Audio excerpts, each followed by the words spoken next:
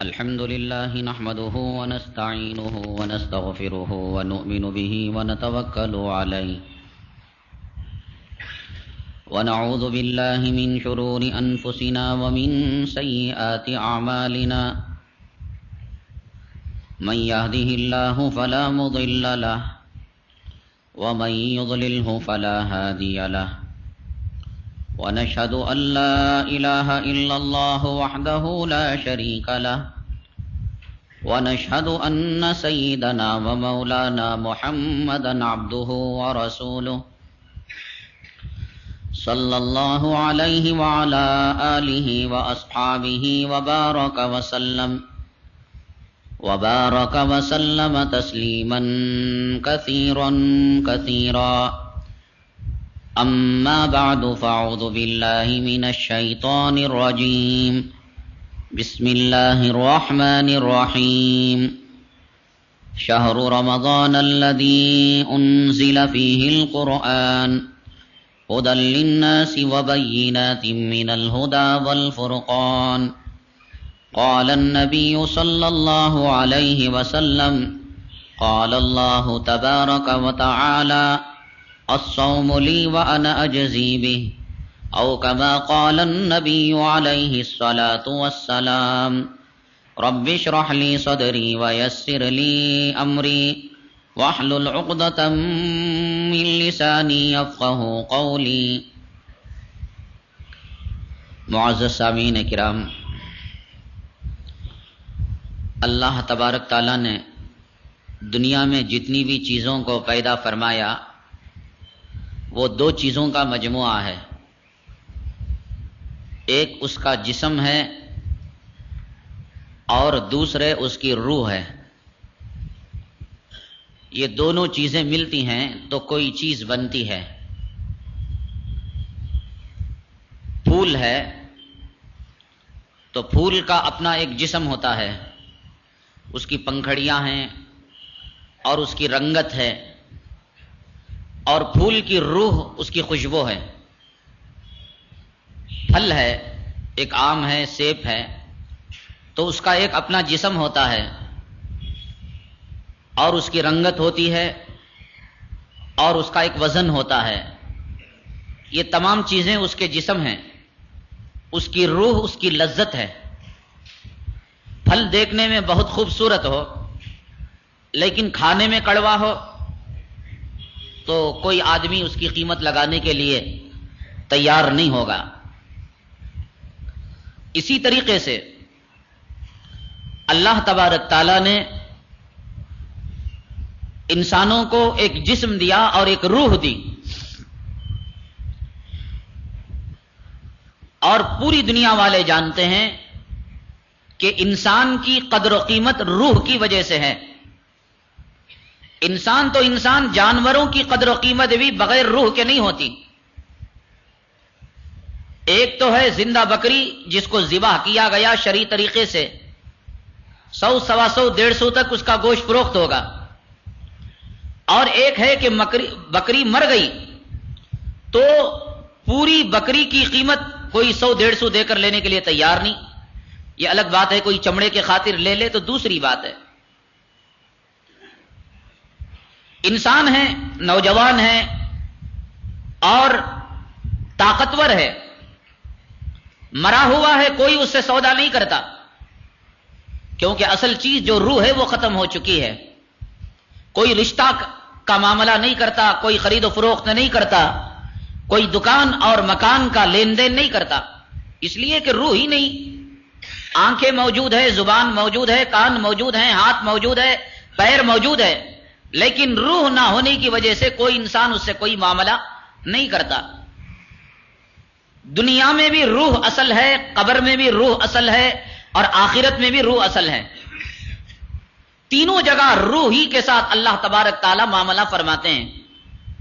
لیکن دنیا میں اللہ تعالیٰ نے الگ اصول رکھا ہے، قبر کی دنیا میں الگ اصول رکھا ہے، آخرت کی دنیا میں جہنمیوں کے لیے الگ ہے اور جنتیوں کے لیے الگ ہے. دنیا میں اللہ تعالیٰ کا اصول یہ ہے کہ اگر روح کو خوش کرنا چاہیں آپ اور کسی روح کو کوئی نفع پہنچانا چاہیں تو جسم ہی کے ذریعے سے روح تک ہم پہنچ سکتے ہیں. کوئی انسان ہے، براہ راست اس کے جسم کو چھوڑ کر اس کی روح تک آپ نہیں پہنچ سکتے. خوش کرنا چاہتے ہیں تو کان میں کوئی خوش کرنے والا جملہ ڈال دیجئے، بھئی تیرا انعام اڑ گیا، تو لاٹری جیت گیا، امتحان میں کامیاب ہو گیا، تو بات کان کے ذریعے سے روح تک جائے گی. ایک اس کا مکان گر چکا تھا، اس نے مکان کو تعمیر کیا، حسین بنایا، خوبصورت بنایا. اب اس کو دکھایا کہ بھائی تیرا مکان سدھر گیا ہے اور خوبصورت ہو گیا ہے، اور جب دیکھے گا آنکھوں کے ذریعے سے وہ منظر روح تک جائے گا. کبھی آنکھوں کے ذریعے سے، کبھی زبان کے ذریعے سے، کبھی ہاتھ پیر کے ذریعے سے، کبھی کانوں کے ذریعے سے، کبھی جسم کے ذریعے سے. اسی طریقے سے ایک آدمی کی روح کو تکلیف پہنچانا چاہتا ہے تو براہ راست روح کو مار نہیں سکتا، جسم کو مارنا پڑے گا تب روح کو اذیت ہوگی. جسم کے ذریعے سے روح کو نفع بھی پہنچتا ہے اور نقصان بھی پہنچتا ہے. آگ لگی ہے جسم میں اور تکلیف ہو رہی ہے روح کو، مار پڑ رہی ہے پیر میں اور تکلیف ہو رہی ہے روح کو. تو دنیا میں اللہ تعالیٰ کا اصول یہ ہے کہ روح کو نفع اور نقصان اگر پہنچانا ہے تو جسم کے ذریعے سے پہنچاتے ہیں. اللہ تعالیٰ نے جب روح ہی کو اصل قرار دیا، دنیا میں بھی اصل، قبر میں بھی اصل، اور جنت اور دوزخ میں بھی روح اصل، جسم روح کے تابع ہے. تو اللہ تعالیٰ نے جسم کے تقاضوں کو زمین کے ذریعے سے پورا فرمایا. انسان کے جسم کو باقی رکھنے کے لیے غذا کی ضرورت ہے، پانی کی ضرورت ہے. اللہ نے زمین سے پانی دیا، اللہ نے زمین سے غلہ دیا، اللہ نے زمین سے اناج دیا. اور انسان بیمار ہوتا ہے، اللہ تعالیٰ نے اس کے جسم کی بیماری کو دور کرنے کے لیے دوائیوں کو رکھا، جڑی بوٹیوں کو رکھا نہیں رکھا، جبکہ اس جسم کی کوئی ویلیو نہیں ہے. کہیں آپ نے کسی عالم سے حدیث میں سنا کہ بھائی آدمی اگر خوبصورت رہتا ہے، نماز پڑھتا ہے تو 2 درجے زیادہ ثواب ملے گا، اور کالا کلوٹا رہتا ہے 1 درجے ثواب ملے گا. کہیں بھی انسان کے جسم کی کوئی عظمت شریعت نے قبول نہیں کی ہے. حدیث پاک میں آتا ہے عورت کو 5 وجہ سے نکاح کیا جاتا ہے، اس کے مال کی وجہ سے نکاح کیا جاتا ہے، اس کے خاندان کی وجہ سے نکاح کیا جاتا ہے، اور اس کے خوبصورتی کی وجہ سے نکاح کیا جاتا ہے، اور اس کے تقوی اور دین کی وجہ سے نکاح کیا جاتا ہے. تو حدیث میں کہا جمال کی طرف نہ جاؤ، خوبصورتی کی طرف نہ جاؤ. اگر خوبصورتی اور جسم کی کوئی اہمیت ہوتی، جناب محمد رسول اللہ صلی اللہ علیہ وسلم امت کے نوجوان کو حکم دیتے گوری چمڑی والی حسین و جمیل لڑکی سے تو نکاح کر. لیکن اللہ کے حبیب پاک جناب محمد رسول اللہ صلی اللہ علیہ وسلم نے فرمایا فَاسْقُرْ بِذَاتِ الدِّينِ، کالی کلوٹی ہو، بدصورت ہو، بد شکل ہو، اگر دیندار ہے، تہجد گزار ہے، تقوی والی ہے، تو تیرے جسم اور تیرے روح کو تسکین پہنچائے گی. کہیں جسم کی کوئی ویلیو نہیں ہے کہ کہیں سنا آپ نے کہ کوئی آدمی 70 کلو کا ہو تو اس کے روزے کا اجر اتنا ہوگا، اور کوئی 20 کلو کا ہو تو اتنا ہوگا. کہیں کوئی ویلیو نہیں. جو کچھ ویلیو ہے وہ روح کی ہے. لیکن اس کے باوجود اللہ تعالیٰ نے جب جسم کی بیماریاں پیدا کی، آنکھوں کی بیماریاں پیدا کی، آئی اسپیشلٹیز کو پیدا کیا، اور کان، ناک اور گلے کی بیماریاں ENT کو پیدا کیا، اور لیڈیز اسپیشلٹیز کو پیدا کیا، چائلڈ کے بچوں کے ماہرین کو پیدا کیا، دماغ کے ماہرین کو پیدا کیا، ہڈیوں کے ماہرین کو پیدا کیا. جسم جس کی کوئی ویلیو نہیں ہے، اور قبر کے اندر یہ دماغ کی غذا، کیڑے مکوڑوں کی غذا بننے والا ہے. اللہ نے اس کا اس درجے اہتمام کیا. تو جو روح دنیا میں بھی اصل ہے، قبر میں بھی اصل ہے، آخرت میں بھی اصل ہے، کیا آپ سمجھتے ہیں اللہ تعالیٰ اس روح کے لیے کوئی انتظام نہیں کیا ہوگا؟ ضرور کیا ہے. اسی روح کے انتظام کے لیے اللہ تبارک تعالیٰ نے 1.25 لاکھ انبیاء علی نبینا علیہم الصلوۃ والسلام کو بھیجا. حضرت آدم آئے اسی روح کا علاج کرنے کے لیے، حضرت شیس آئے، حضرت لوط آئے، حضرت ابراہیم آئے. یہ قرآن جو نازل ہوا اور یہ توریت جو نازل ہوئی، یہ زبور، یہ انجیل اسی روح کے علاج کے لیے. یہ انبیاء اولیاء جو آئے، یہ اتقیاء جو آئے، یہ ابدال جو آئے، یہ تمہارے کاروبار کا مشورہ دینے کے لیے، کہ بھئی تمہیں کون سا کاروبار کرنا ہے، کون سی لڑکی سے عشق کرنا ہے، اور مکان کہاں بنانا ہے. یہ پورے انبیاء، یہ پورے علماء، پورے اتقیاء، پورے صلحاء جو آئے اس لیے آئے کہ انسان کی روح میں تازگی پیدا ہو، انسان کی روح دنیا میں بھی کامیاب ہو اور آخرت میں بھی کامیاب ہو. پہلے یوں ہوتا تھا، ایک نبی کے جانے کے بعد دوسرا نبی آتا اور روح کا علاج کرتا، بیٹری ڈاؤن ہو جاتی اسے ریچارج کرتا. اب کوئی نبی آنے والا نہیں، کوئی رسول آنے والا نہیں. اللہ تعالیٰ اس روح کی بیٹری کو چارج کرنے کے لیے الگ الگ سیزن دے دیے. کبھی شب برات دے دیا کہ تمہاری بیٹری ڈاؤن ہو گئی ہو، فیصلوں کی رات ہے، آؤ میرے دربار میں رو، گڑ گڑاؤ، مغفرت کا پروانہ مانگو تو میں تمہاری تمہیں مغفرت کا پروانہ دے دوں گا. توبہ کرو، میں تمہاری توبہ کو قبول کر لوں گا. اللہ تعالیٰ نے قربانی کا سیزن دے دیا کہ قربانی کے ذریعے سے اپنی روح کی بیٹری کو چارج کر لو. اگر اس سے بھی نہیں ہوا، کہا حج کو جاؤ اور حج کے ذریعے سے اپنے روح کو سوار لو. 5 وقتہ نمازوں سے نہیں ہوا، روزوں سے کر لو، روزوں سے نہیں ہوا زکات سے کر لو، زکات سے نہیں ہوا حج سے کر لو، عمرے سے کر لو. یہ سب جو چیزیں ہیں انسان کی روح کو چارج کرنے کے لیے اور اس کے اندر تر و تازگی لانے کے لیے اللہ تبارک تعالیٰ نے ان کو رکھا. اگر فرض کیجئے کسی کی بیٹری کے شل ہی ویک ہو چکے ہیں اور خراب ہو چکے ہیں، اب دنیا کے اندر کہاں ایسا کارخانہ ہے کہ اس بیٹری کے شل کو بدلا جائے اور اس روح کی بیٹری کو چارج کیا جائے، اس کے اندر جنت میں جانے کی قابلیت پیدا کی جائے، اس میں جنت میں جانے کی صلاحیت پیدا کی جائے. حج فیل ہو جائے، زکات فیل ہو جائے، صدقہ فیل ہو جائے، 5 وقتہ نمازیں فیل ہو جائے. اول تو فیل نہیں ہونے کی، لیکن تم اس درجے گنہگار ہو، پاپی ہو، مجرم ہو، باغی ہو، حریص ہو، لالچی ہو، شیطان کے پجاری ہو. اللہ تبارک تعالیٰ نے اس امت محمدیہ کے لیے رمضان المبارک کی مقدس ساعتیں رکھ دی. دنیا کا کمزور سے کمزور انسان اور دنیا کا وہ انسان جس کی روح کی بیٹری بالکل ختم ہو چکی ہو، اگر وہ رمضان کے مہینے کا اکرام کرتا ہے، احترام کرتا ہے، اللہ تبارک تعالیٰ ضرور اس کو جنت کا پروانہ عنایت فرماتے ہیں. اور اس درجے یقین ہے رمضان المبارک میں اللہ تعالیٰ سے مغفرت کا پروانہ لینا اور جہنم سے خلاصی کا پروانہ لینا. اس درجے یقینی کہ اگر کوئی حاصل نہ کرے، آقائے دو عالم جناب محمد رسول اللہ صلی اللہ علیہ وسلم نے اس کی تباہی اور بربادی کی بددعا فرمائی ہے. آپ بتلائیے، دن ہو اور سورج نکلا ہو اور بادل بھی نہ ہو تو کیا یہ بات ممکن ہے کہ دن ہو اور 12 بجے ہو، 1 گھنٹہ ہو، روشنی نہ ہو؟ ممکن ہے. کیا یہ بات ممکن ہے کہ برسات آئے اور آپ کا کپڑا نہ بھیگے؟ اور کیا یہ ممکن ہے کہ رات ہو جائے اور اندھیرا نہ ہو؟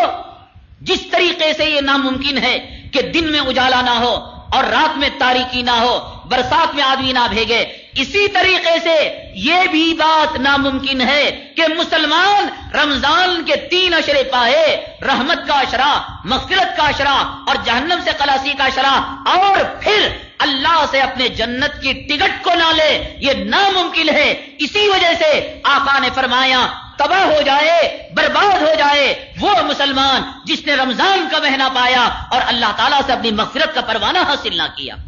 یہ بات نماز کے بارے میں نہیں ہے، یہ بات حج کے بارے میں نہیں ہے کہ آقا نے بددعا دی ہو جس نے حج کیا اور مغفرت کا پروانہ حاصل نہ کیا وہ تباہ ہو جائے. سنا آپ نے؟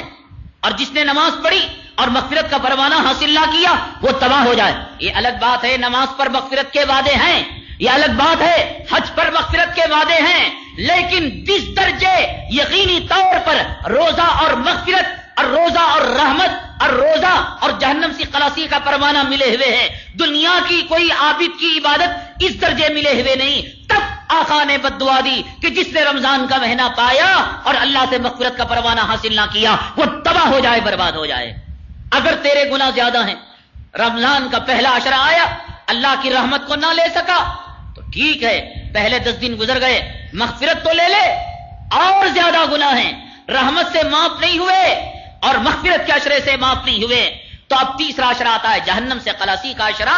تو کہا یہ عشرہ تو وہ ہے جس کے اندر اعتکاف کیا جاتا ہے اور جس کے اندر شب قدر آیا کرتی ہے. اب کوئی وجہ نہیں ہے کہ جس کے گناہ زیادہ ہو پہلے اور دوسرے عشرے میں معاف نہ ہو, تیسرے عشرے میں جہنم سے خلاصی کا پروانہ نہ ملے. یہ ناممکن ہے. اس لیے جناب محمد رسول اللہ صلی اللہ علیہ وسلم نے رمضان کی آمد سے صرف 2 دن یا 1 دن پہلے قوم کو خطاب کرتے ہوئے ارشاد فرمایا, یا ایھا الناس قد اضلکم شہر عظیم. اے لوگو, تمہارے اوپر ایک عظمت والا اور ایک برکت والا مہینہ سایہ فگن ہے. اے پاپیو, اے مجرموں, اے سود خارو, اے داڑھی بڑھانے والو, نماز کے ترک کرنے والو, ٹی وی کے پیچھے زندگی لگانے والوں, دنیا کے حریصوں, دنیا کے لالچی کتوں اور حکومت و سلطنت کے پیچھے بھاگنے والے حریصوں, عاشقوں, اب آ رہا ہے ایک برکت والا مہینہ, رحمت والا مہینہ. خبردار کہ کہیں ایک ساتھ سے تم اس کی محروم نہ ہو جاؤ. اٹھتے بیٹھتے چلتے پھرتے کچھ نہ آئے, اللہ اللہ کیا کرو, درود پڑھا کرو, لا الہ الا اللہ کہا کرو. اللہ تعالیٰ تمہیں جہنم سے خلاصی کا پروانہ مرحمت فرما دیں گے. اور تمہاری قدر و قیمت, حالانکہ 11 مہینے میں تم سود کا کاروبار کیا کرتے تھے تو تم سود خور تھے, تم حکومت کے افسر ہو کر رشوت لے آ کرتے تھے, اللہ تعالیٰ کے دفتر میں رشوت خور لکھے جاتے تھے, چور تھے اللہ کے دفتر میں چور لکھے جاتے تھے, زانی تھے اللہ کے دفتر میں زنا کرنے والا لکھے جاتے تھے, اور شرابی تھے اللہ کے دفتر میں شرابی لکھے جاتے تھے. لیکن جو ہی رمضان المبارک کا چاند دکھتا ہے اللہ فرماتے ہیں اب چور چور نہیں رہا, اب زانی زانی رہا, اب شرابی شرابی نہیں رہا, اب حرامی حرامی نہیں رہا. یہ لوگ میرے خاطر بھوکے رہتے ہیں, میرے خاطر پیاسے رہتے ہیں, یہ میرے مہمان ہیں اور اس درجے میں ان سے محبت کرتا ہوں کہ ان کے منہ سے نکلنے والی بدبو بھی, تیرے منہ میں بدبو آئے تو تیری بیگم ناک پر کپڑا رکھ لے گی. اجی تم نے جو ہے صبح میں برش نہیں کیا, منجن نہیں لگڑا, بدبو آ رہی ہے. تیری بیوی تیرے منہ کے بدبو کو پسند نہیں کرے گی اور تو تیری اولاد کے منہ کی بدبو کو پسند نہیں کرے گا. لیکن رب کائنات کہتا ہے اس نے میری وجہ سے کھانے کو چھوڑا, پینے کو چھوڑا اور بیوی سے الگ رہا. مجھے اتنا پسند ہے, اتنا پسند ہے, اس کے سجدے بھی پسند, اس کے رکوع بھی پسند, اس کا دل, اس کی تلاوت اور اس کی تراویح تو پسند ہی, لیکن اس کے منہ سے نکلنے والی سڑی بدبو جس سے اولاد نفرت کرتی ہے اور بیوی نفرت کرتی ہے, شوہر نفرت کرتا ہے, بھائی اور بہن نفرت کرتے ہیں. فرماتے ہیں میں اس درجے اس سے محبت کرتا ہوں کہ اس سے نکلنے والی منہ کی بدبو, میری عزت و جلالت کی قسم, مشک و عنبر سے زیادہ میں اس کو پسند کرتا ہوں. جس روزے دار کی منہ کی بدبو اللہ کو اس درجے پسند ہو تو پھر تیرے سجدوں کا کیا کہنا اور پھر تیرے ذکر کا کیا کہنا. اور یہ جو تو نے منصوبہ بنایا کہ شروع کے 10 دن تو جا کر خوب جم کر نماز پڑھنا اور اس کے بعد ہاتھ دے کر جانا, شب قدر کو آنا, اب اس منصوبے کو تو طلاق دے دے, اس لیے کہ نبی نے بد دعا دی ہے. ایسے منصوبے بنانے والوں کو نبی نے تباہی اور بربادی کی پیشن گوئی دی ہے. اب یہ جو پہلے پہلے آ گئے اور صاف مسجدیں پر ہو گئی, ایک عشرہ ختم ہوا اور پھر انہوں نے چھوڑ دیا, پھر شب قدر کو منہ دکھانے کے لیے آئے اور پھر چلے گئے. یاد رکھو جب آدمی سفر کرتا ہے نا, ایک لمبی سڑک ہے, 10 کلومیٹر 20 کلومیٹر سفر, اپنی کار کو, اپنی سائیکل کو, اپنی اسکوٹر کو باہر نکالا اور جب آگے کی طرف دیکھتا ہے او بڑا دشوار سفر اس کو نظر آتا ہے کہ صاحب ندی ہے, تالاب ہے اور جھاڑ جھنکار ہیں, سانپ ہے, بچھو ہے. لیکن انسان ہے, انسان کی جو قوت ارادی ہے, انسان کے اندر اللہ نے عزم و ارادے کی جو طاقت دی ہے وہ اپنے عزم اور ارادے سے پہاڑ کو چکنا چور کر دیتا ہے. پہاڑوں میں اس نے راستے نہیں بنائے, سمندروں میں کیبل نہیں بچھائے, ہوا کو اس نے قابو نہیں کیا. آپ کا موبائل کس سے چلتا ہے, آپ کا ٹیلی ویژن کس سے چلتا ہے, آپ کا نیٹ ورک سسٹم کس سے چلتا ہے, آپ کا انٹرنیٹ کس سے چلتا ہے. ارادہ کیا, ہوا کو قابو میں کر لیا. ہوا کو قابو میں کرنے والا انسان, سمندر میں کیبل بچھانے والا انسان, سمندر کی تہ میں جا کر موتیوں کو لے آنے والا انسان. کیا تو آخرت کے لیے اور جنت کو پانے کے لیے, رب کو راضی کرنے کے لیے, حوض کوثر کا پانی پینے کے لیے کچھ وقت کے لیے بھوکا پیاسا نہیں رہ سکتا؟ سمندروں کو فتح کر لیا، اپنے پیٹ کو فتح نہیں کر سکتا؟ تو نے آسمانوں کو اور فضا کو قابو میں کر لیا، اپنے نفس اور اپنے پیٹ کو، اور وہ بھی اب جو رمضان آ رہا ہے، سردی کا رمضان ہے صاحب، بھوک میں انسان، جب گرمی آتی ہے دن بڑا بھی ہوتا ہے، سوز بھی لگتی ہے اور بھوک بھی لگتی ہے۔ اب یہاں تو بالکل ٹھنڈا روزہ، یہاں تم نے سحری میں ناشتہ کھایا، ابھی دوپہر کے کھانے کا وقت نہیں آنے پایا، 5:55 اور 6 بجے صاحب اذان ہو رہی ہے اور بسم اللہ پکارا جا رہا ہے۔ اب کیا پریشانی، کیا تکلیف ہے؟ ایک بات یاد رکھو، اللہ تعالیٰ کا ایک بڑا نرالا دستور ہے، بڑا عجیب قانون ہے، بشرطے کہ نگاہ عبرت ہو۔ آپ نے دیکھا ہوگا کہ بتوں کے پاس اور مندروں میں لوگ اپنے سر کو پھوڑا کرتے ہیں، جھکایا کرتے ہیں، اپنے ہاتھوں سے بت کو بنایا، گنیش کی مورتی کو بنایا، پیروں سے مٹی کو روندا، اور جب ہاتھوں سے پینٹ کیا تو وہی اس کا بھگوان ہو گیا۔ یہ اللہ تعالیٰ کا عذاب ہے۔ کمبختو، میرے دربار میں آ کر تم نے سر نہیں جھکایا، جس مٹی سے مسلمان ڈھیلا لے کر استنجا کیا کرتا تھا، اور جس مٹی کے اندر ندی نالے اور موہری کا پانی ڈال کر تم نے اپنے جوتوں سے روندا، میرے دربار میں سجدہ نہ کرو گے، میری عزت و جلالت کی قسم، موت ملی مٹی کا بت بنا کر میں تمہیں سجدہ کراؤں گا۔ اور اللہ تعالیٰ کرا رہا ہے، ہم دیکھ رہے کہ اللہ کے حضور سجدہ نہ کیا، اللہ تعالیٰ مٹی کو بجوا رہے کہ کمبخت آؤ یہاں سجدہ کرو۔ اور اسی طریقے سے یاد رکھو کہ اگر واقعتاً مرض ہے، بیماری ہے، اور علماء سے فتویٰ لے رکھا ہے آپ نے، اور ہارٹ ٹربل ہے، شوگر ہے، گیس ہے، خدا جانے کیا بیماری ہے، اور وہ بیماری اجازت نہیں دیتی، تو مستقل حدیث کی کتابوں میں اور فقہاء کرام نے اس کا مسئلہ لکھ رکھا ہے کہ اس کے لیے آپ کو کیا فدیہ دینا ہے۔ لیکن اگر بیماری نہ ہو اور آپ کو بکریوں کی بیماری ہے، بکری کی بیماری پتا چبانے کی، اور آپ کو پان چبانے کی بیماری ہے، اور کسی کو جہنم کی آگ سلگانے کی بیماری ہے کہ جہنم کے اندر بڑے بڑے انگاروں کو سلگایا جاتا ہے، اس نے کہا کہ دنیا میں میرا ٹریڈ مارک یہ ہے کہ روزے دار روزہ رکھے، اور رمضان میں میرا ٹریڈ مارک یہ کہ میں بیڑی کو سلگا کر پیا کرتا ہوں، یہاں بھی آگ لگی ہے، قبر میں بھی آگ اور جہنم میں بھی آگ۔ تو یہ ٹریڈ مارک کی اگر کسی کو مجبوری ہو اور پان کھانے کی مجبوری ہو، ایسی مجبوریوں سے روزے کو نہ چھوڑے۔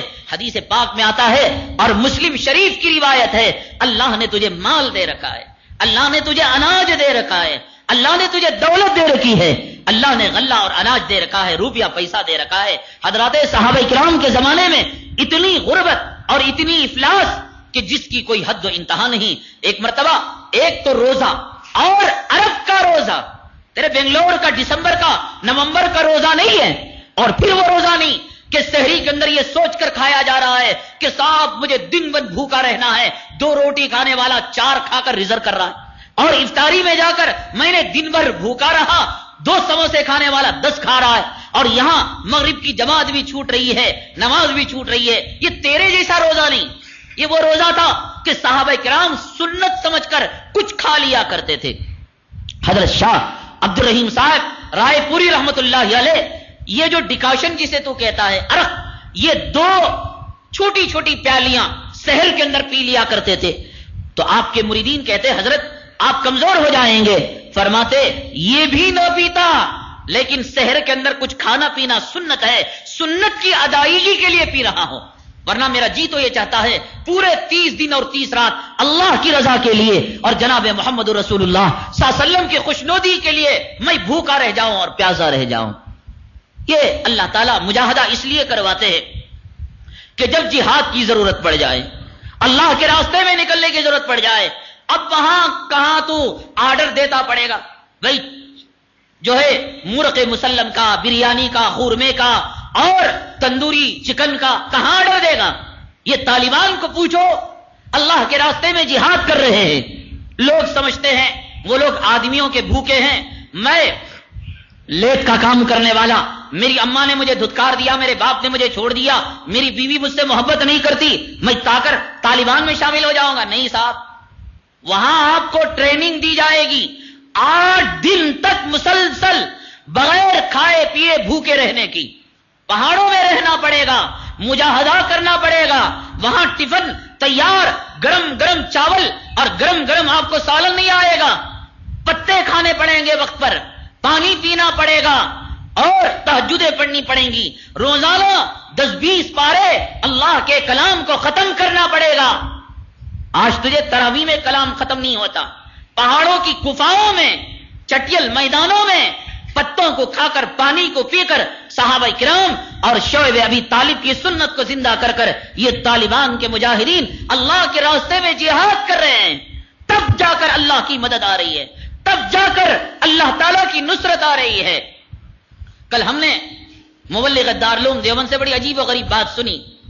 حضرت علامہ جلال الدین سیوطی رحمۃ اللہ علیہ نے کتاب لکھی ہے، امام مہدی آئیں گے قیامت کے قریب، حضرت عیسیٰ علیہ السلام آئیں گے، دجال آئے گا اور زمین سے ایک جانور آئے گا اور آگ آئے گی اور سورج مغرب سے نکلے گا اور مشرق میں ڈوبے گا، کئی علامتیں حدیث میں ہیں، اس میں سے ایک ہے امام مہدی علیہ السلام کا ظہور ہوگا۔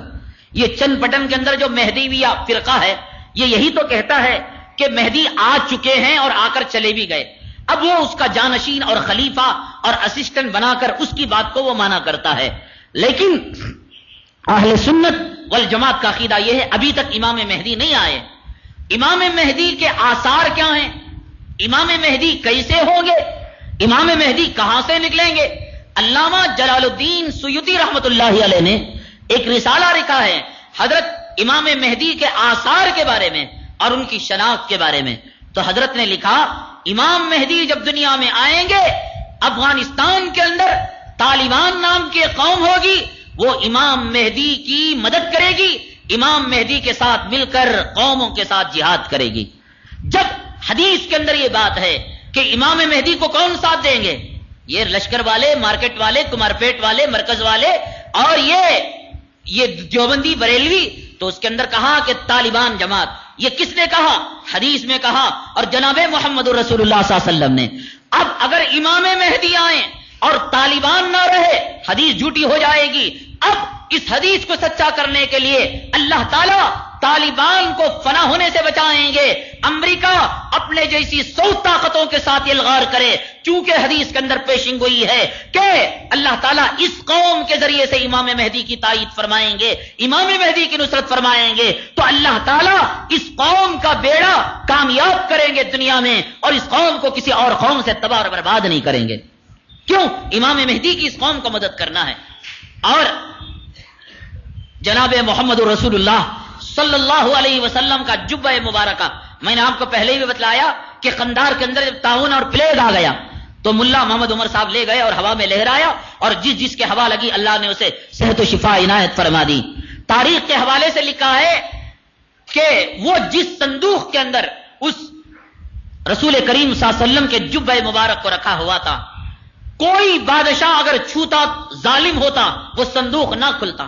سینکڑوں برس سے لوگوں کو معلوم تھا اور قوم کو معلوم تھا کہ جبہ اس میں رکھا ہوا ہے، لیکن کوئی بھی بادشاہ اس کو کھولنے کی طاقت نہیں، سختی سے چمٹ جاتا اور تالا مضبوط ہو جاتا، کوئی کھول نہیں پاتا۔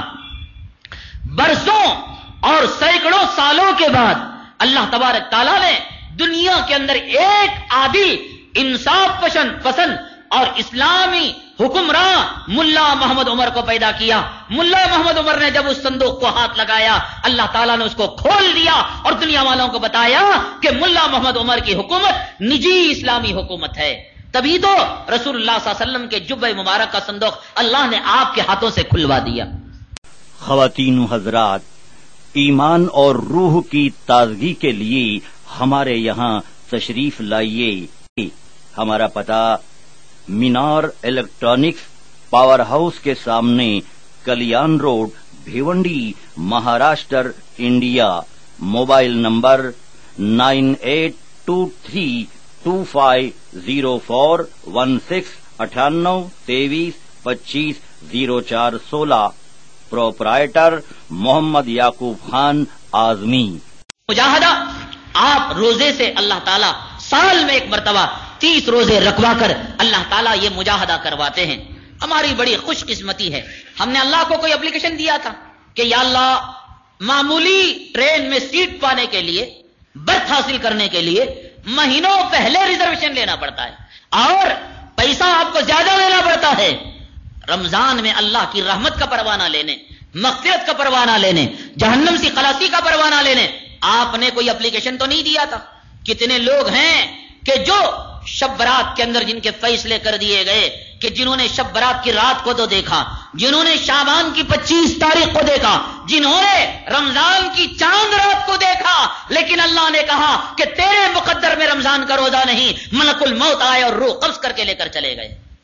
ہماری خوش نصیبی، اللہ تعالی ہمیں مہلت دے رہے ہیں، اللہ تبارک تعالی ہمیں روزہ رکھنے کا موقع عنایت فرما رہے ہیں۔ ہم خبر کی مٹی تلے نہیں چلے گئے، اس لیے قدر کرنے کی ضرورت ہے، اکرام کرنے کی ضرورت ہے، احترام کرنے کی ضرورت ہے۔ اگر تو کچھ وقت کے لیے بھوکا پیاسا رہ جائے تو تیری موت نہیں آ جائے گی، اگر موت بھی آئے روزے کی حالت میں آئے گی، اللہ کے یہاں تو شہید کہلائے گا، اور اللہ کے یہاں قیامت کے دن لوگ تجھے کہیں گے یہ وہ بندہ ہے جو روزے کی حالت میں اللہ کو پیارا ہو گیا۔ اس لیے اگر تیرا ارادہ روزہ چھوڑنے کا ہے میرے بھائی، روزہ نہ چھوڑ۔ اور بہت کم احباب ہیں جو سال میں اللہ کے کلام کو ختم کیا کرتے ہیں۔ رمضان کے اندر بہترین موقع ہوتا ہے تراویح کے اندر حافظ سے کلام پاک کو سننے کا۔ میں کئی مرتبہ کہہ چکا ہوں، پڑھنے کا جتنا ثواب ہے سننے کا اللہ تعالیٰ وہی ثواب مرحمت فرماتے ہیں۔ اس لیے ایک رکعت کو بھی کوئی آدمی نہ چھوڑے۔ دیکھو دو سنتیں الگ ہیں، ایک تراویح پڑھنا اور ایک تراویح میں قرآن کو ختم کرنا۔ آپ نے کبھی دکان کی جگہ پڑھ لی، کبھی آ کر گھر کی جگہ مسجد میں نماز پڑھ لی، کبھی یہ مسجد میں ٹیسٹ دیکھنے گئے، کبھی وہ مسجد میں گئے، الگ الگ پارے پڑھنے کی وجہ سے آپ کا قرآن ادھورا رہ جائے گا۔ اس لیے ایک مسجد جو سہولت کی ہو، شروع ایک تراویح سے لے کر ختم تک اسی جگہ آپ تراویح پڑھے تو آپ کو پوری تراویح بھی ملے گی اور پورا قرآن بھی ملے گا، اور اس عالم کے ذریعے سے انشاءاللہ بیان اور استفادہ کرنے کی بھی آپ کو توفیق ہوگی۔ اور ایک بات یاد رکھیں، جس آدمی کو یا جو صاحب کو ضرورت ہوتی ہے جماعت میں جانے کی، عشرہ لگانے کی، 3 دن لگانے کی، یا کاروبار کی نیت سے سفر کرنے کی، اب اللہ تعالیٰ نے سہولتیں پیدا فرما دی ہیں۔ تو جن محلے میں ایک عشرے میں قرآن ختم ہوتا ہے، جیسا کہ بسن گڑی کے اندر داس کمپاؤنڈ ہے، وہاں پر عشرے میں قرآن ختم ہو جاتا ہے، آپ کو 3 دن جماعت میں جانا ہے، عشرہ لگانا ہے، چلا جانا ہے، یاد رکھو 100 چلے لگا لو، لیکن تراویح میں قرآن سننے کا جو ثواب ہے وہ الگ ہے اور چلے کا ثواب الگ ہے۔ پوری زندگی اللہ کے راستے میں لگایا لیکن آپ نے قرآن کو نہیں سنا، وہ ثواب نہیں ملے گا جو پوری زندگی لگانے پر ملے گا۔ اس لیے وقت لگانا ہے لگاؤ، لیکن قرآن کا حق ادا کرو۔ جہاں عشرے میں قرآن ختم ہوتا ہے وہاں جا کر آپ جو ہے کلام پاک کو سن لو، قربانی دو، اور کلام آپ کا ختم ہو جائے عشرہ بھی لگاؤ، چلا بھی لگاؤ، عمر بھی لگاؤ، اور کاروبار کے لیے جاؤ، شادی کے لیے جاؤ، لیکن جاؤ تو تراویح ضرور پڑھو۔ ایک حق ادا ہو گیا قرآن کو سننے کا، اب دوسرا حق ہے تراویح کا، انشاءاللہ وہ تراویح کی سنت بھی مل جائے گی۔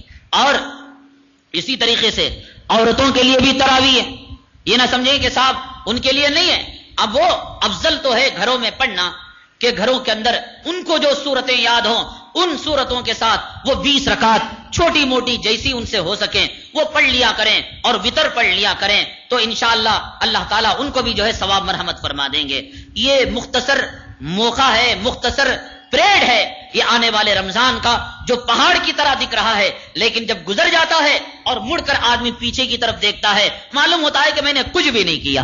یہ سیکنڈوں میں یہ لمحات گزر جائیں گے، اس لیے زمانے کے دھوکے میں نہ آنا، اپنی ہمت اور حوصلے سے تراویح کو قائم کرنا، روزوں کو قائم کرنا، اور یہ جو تمہارے شیاطین کو گھر میں لا رکھا ہے، یہ جو ٹی وی ہے شیطان کا ایجنٹ، اللہ نے اپنے شیطان کو بند کر دیا ہے، اس شیطان کے بھی تالا لگا دینا۔ قرآن شریف نے روزے کے بارے میں ایک بات کہی، ایک ایک چیز کا ایک ایک ثمرہ بتایا، ایک ایک پھل بتایا۔ حج کرو گے تو یہ ہوگا، نماز پڑھو گے تو یہ ہوگا، روزہ رکھو گے تو یہ ہوگا۔ روزے کے بارے میں قرآن شریف نے کہا کہ لعلکم تتقون، شاید روزہ رکھنے کے بعد تمہارے اندر پرہیزگاری آ جائے، روزہ رکھنے کے بعد تقوی کی دولت تمہارے اندر آ جائے۔ تمام اعمال خیر کی بنیاد تقوی ہے، پرہیزگاری ہے، لیکن عجیب بات ہے رمضان المبارک جب ختم ہوتا ہے بلکہ 2-1 دن باقی رہتے ہیں تو تبھی سے لوگ سمجھنے لگتے ہیں کہ اب رمضان المبارک کی گھڑیاں ختم ہو گئی۔ صحابہ کرام رمضان جب ختم ہوتا ایسے روتے گویا ان کی ماں کا انتقال ہو گیا ہو.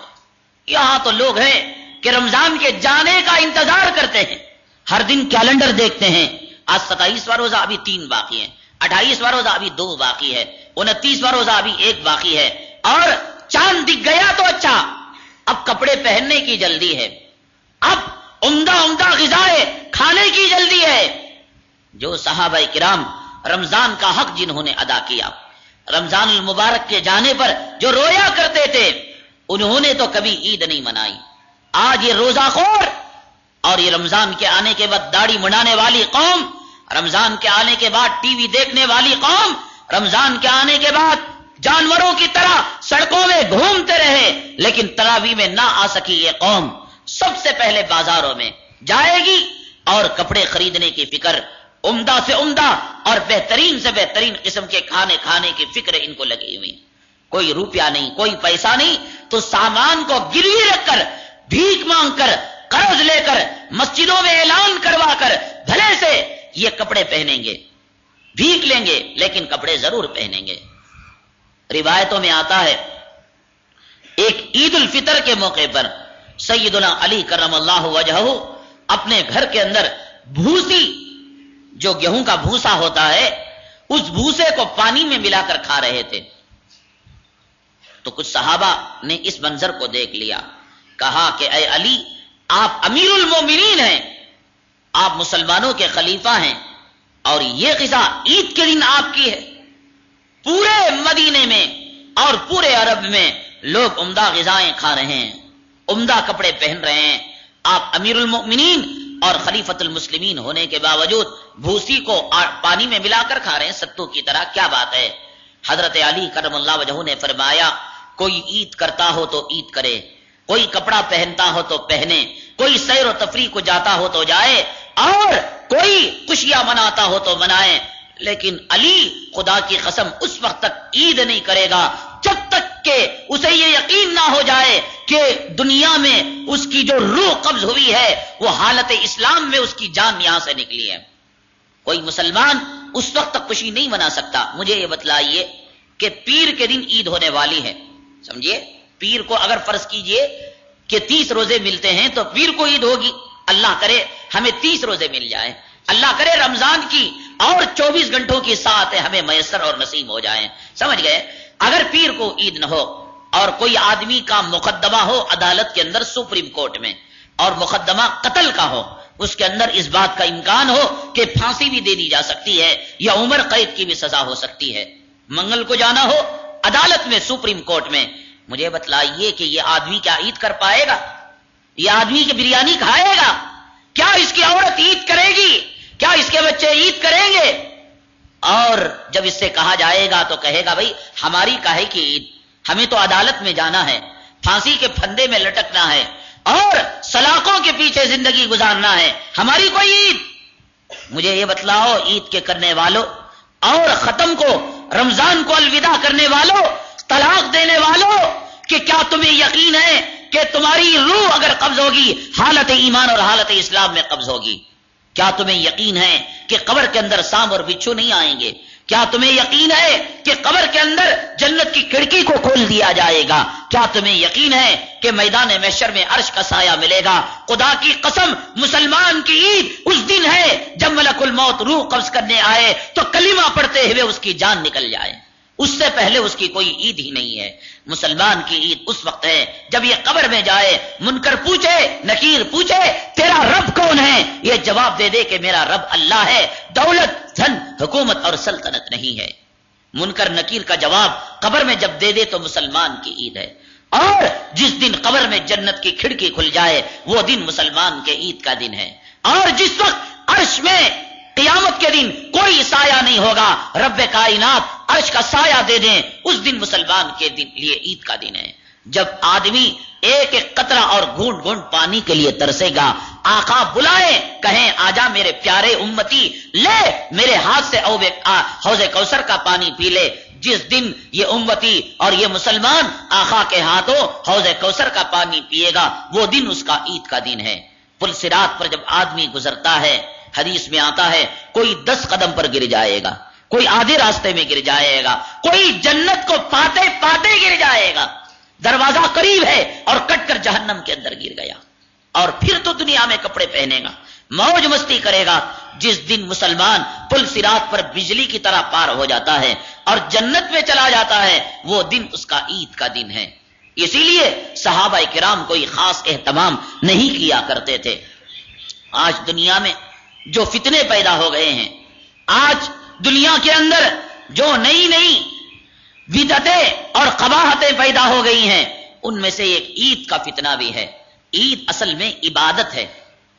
اس دن اللہ تعالیٰ نے یقیناً 2 دنوں کو عید کا دن بنایا، ایک عید الفطر اور دوسرا عید الاضحیٰ کو، لیکن اللہ تعالیٰ نے اس دن یہ نہیں کہا کہ جاؤ تم ون ڈے میچ کھیلو، فٹ بال کھیلو، ہاکی کھیلو اور جاؤ لائن مارو، لڑکیوں سے عشق کرو، بلکہ اللہ نے کہا یہ عید کا دن ہے اور دن 5 نمازیں، تو آج کے دن مسلمانوں پر 6 نمازیں ہیں۔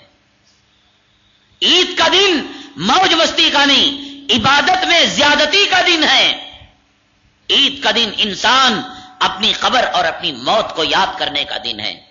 انسان جب عیدگاہ کو جاتا ہے کیا پڑھتے ہوئے جاتا ہے؟ وندے ماترم، جنا گنا پڑھتا ہے، اللہ اکبر اللہ اکبر، لا الہ الا اللہ واللہ اکبر، اللہ اکبر وللہ الحمد۔ اے مولا، آج میں نے غسل کیا ہے اور آج میں تیرا نام لے رہا ہوں۔ ایک وقت وہ آئے گا کہ غسل کوئی اور کرائیں گے، آج میں نے کپڑے عید کے پہنے ہیں، ایک وقت وہ آئے گا کہ لوگ مجھے کفن پہنائیں گے۔ آج میں چل کر جا رہا ہوں، ایک وقت آئے گا لوگ مونڈوں پر سوار کر کے لے جائیں گے۔ آج میں تیری نماز پڑھ رہا ہوں، ایک وقت وہ آئے گا کہ لوگ مجھے سامنے رکھ کر نماز پڑھیں گے۔ یہ عید کے دن کا خلاصہ ہے۔ آج لوگوں نے اس کے اندر منمانی کر رکھی ہے، موج مستی کر رکھا ہے، بوجھ کی طرح۔ شہر کے اندر جہاں سب سے پہلے عید کی نماز ہوتی ہے 7 بجے 7:30 بجے، ایک بوجھ ہے، تیز رفتار سواری سے جائیں گے۔ فقہا نے کتابوں میں لکھا ہے 2 راستوں سے اطمینان کے ساتھ جائے، 2 راستوں سے جائے، جانے کا الگ آنے کا الگ، ذکر کرتا ہوا جائے، ذکر کرتا ہوا ہے۔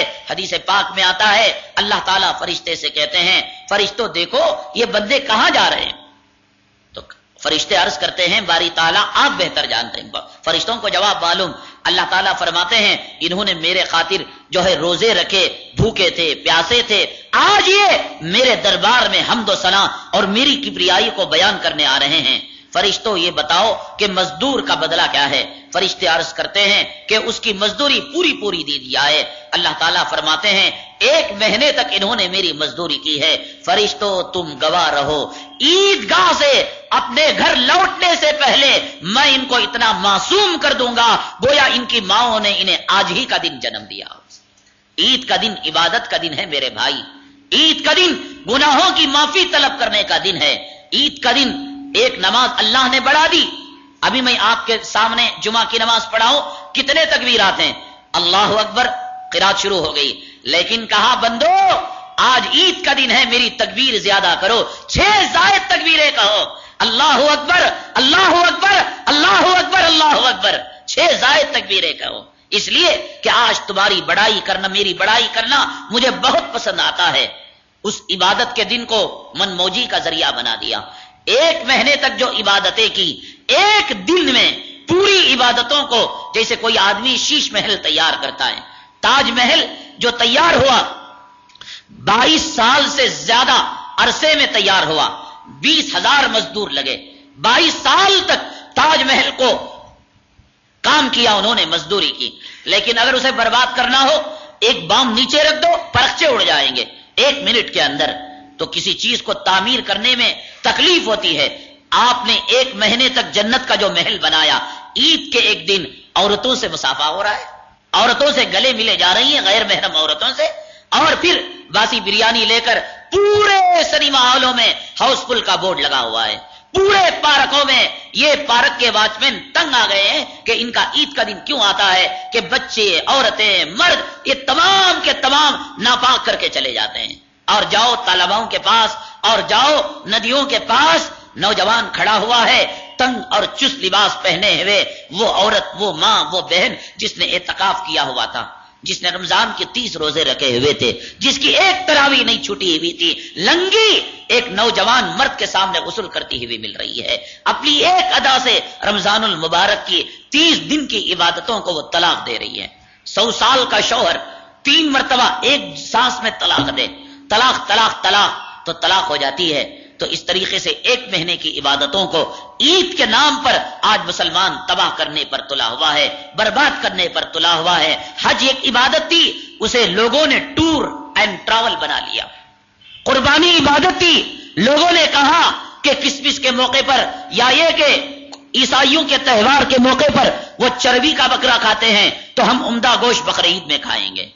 اور عید کے دن، عید الفطر کے دن جو عبادت کا دن تھا، اللہ تعالیٰ کی کبریائی کرنے کا، اللہ تعالیٰ کی حمد و ثنا کرنے کا دن تھا، لوگ عورتوں کو بے پردہ کر کر اور اسلامی حدود اور اسلامی قوانین کو پھلانگ کر پورے مہینے کی عبادت کو ضائع کر دیتے ہیں۔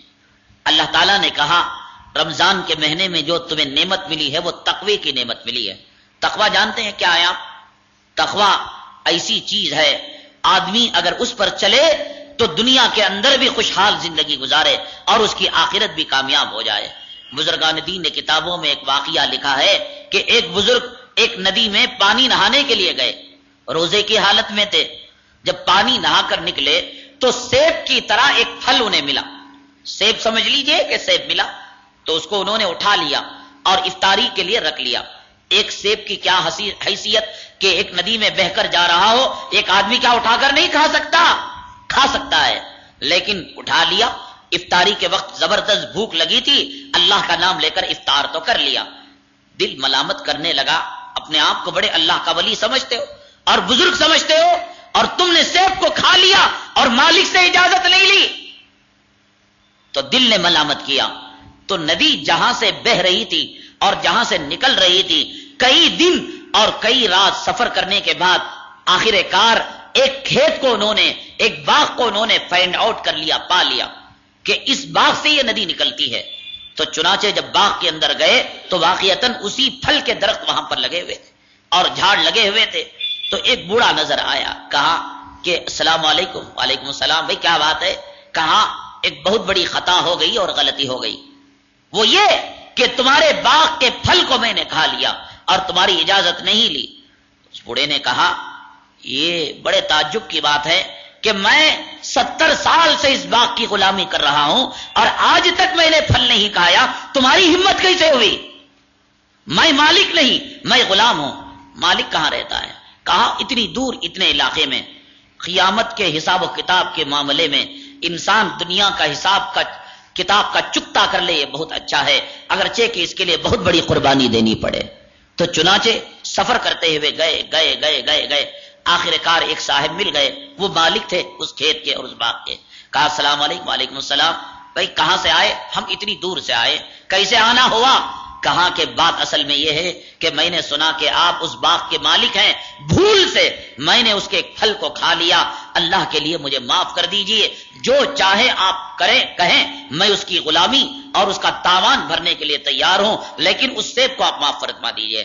تو اس مالک نے کہا دیکھو بات اصل میں یہ ہے، اس باغ کے 2 بھائی ہم لوگ مالک ہیں، آدھے سیب کو تو میں معاف کر سکتا ہوں کیونکہ آدھے میں میرا حصہ ہے، آدھے کو میں معاف نہیں کر سکتا، میرا بھائی فلاں جگہ رہتا ہے، فلاں جگہ جاؤ۔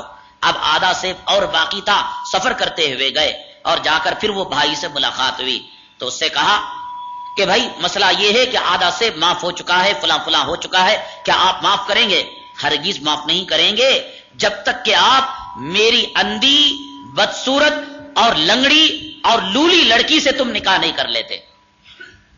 اس نے کہا اس سے بڑی سزا دو تم اور اس سے بڑا تم عذاب دو، میں برداشت کر لوں گا، لیکن اللہ کے لیے اس آدھے سیب کو معاف کر دو۔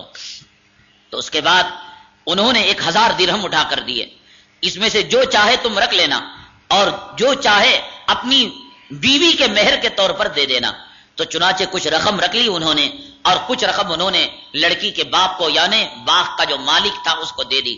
تو رات میں نکاح ہوا، قوم کے لوگ تانا اور تشنی کرنے لگے، گالیاں دینے لگے، کیسا عجیب اور بے وقوف اور پاگل آدمی ہے، جب اس کی بیٹی کے لیے شہزادوں کے رشتے آئے بڑے بڑے بادشاہوں کے درباروں سے رشتے آئے تو اس نے رشتے کو ٹکرا دیا اور ایک بھیک منگا فقیر آدھے سیب کی معافی کے لیے آیا تو اس کے ہاتھ میں اپنی بیٹی کو دے دیا.